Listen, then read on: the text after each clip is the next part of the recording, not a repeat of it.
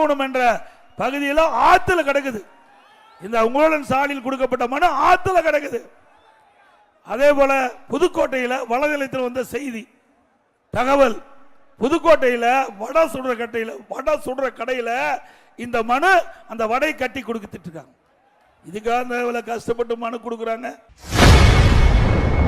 முதலமைச்சர் மு.க. ஸ்டாலின் ஊர் ஊராக சென்று மனுக்களை வாங்கிக் கொண்டு அதில் குறிப்பிட்டிருந்த பிரச்சனைகளை தீர்க்காமல் நாடகம் போடுவதாக எதிர்க்கட்சித் தலைவர் எடப்பாடி பழனிசாமி காட்டமாக விமர்சித்துள்ளார். ஸ்டாலின் முதலமைச்சர் சொல்றார் அப்படின்னு மனு கொடுத்தாங்க மக்கள்லாம்.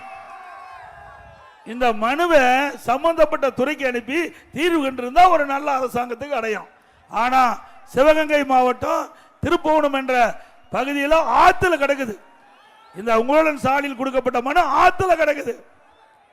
அதே போல புதுக்கோட்டையில் வளநிலையத்தில் வந்த செய்தி தகவல், புதுக்கோட்டையில் வடை சுடுற கடையில் இந்த மனு அந்த வடை கட்டி கொடுத்துட்டு இருக்காங்க. இதுக்காக கஷ்டப்பட்டு மனு கொடுக்குறாங்க. சிந்திச்சு பாருங்க.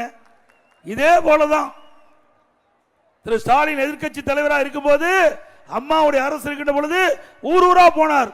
இந்த பகுதியும் எல்லா இடத்துக்கும் போனார். போய் திட்டுக்கிண்டா பெட்ஷீட்டை போட்டு அமர்ந்துக்குவாரு. முன்ன மக்களை எல்லாம் முன்னாடி பெட்ஷீட் போட்டு அமர வச்சு உங்களுக்கு என்ன பிரச்சனை இருக்குது அந்த பிரச்சனைலாம் மனுவாக எழுதி நான் கொண்டு வந்த பெட்டி இருக்குது, பெட்டிகளை போடுங்க. அந்த பெட்டியை பூட்டி சீல் வச்சு பத்திரமா நான் வீட்டில் கொண்டு வச்சிருந்து திமுக ஆட்சிக்குடன் சீலை உடைச்சு பெட்டி திறந்து மனுவை எடுத்து படிச்சு பார்த்து பிரச்சனை தீர்க்கிறாங்க. தீர்த்தாங்களா? அப்படி தீர்க்கிறாங்க. எதுக்கு இத்தனை பிரச்சனை? நீங்களே முதலமைச்சரை ஒத்துக்கொண்டு 46 பிரச்சனை இருப்பதா வெளிப்படுத்தி இருக்கிறீங்க. அத்தனையும் நாடகம்.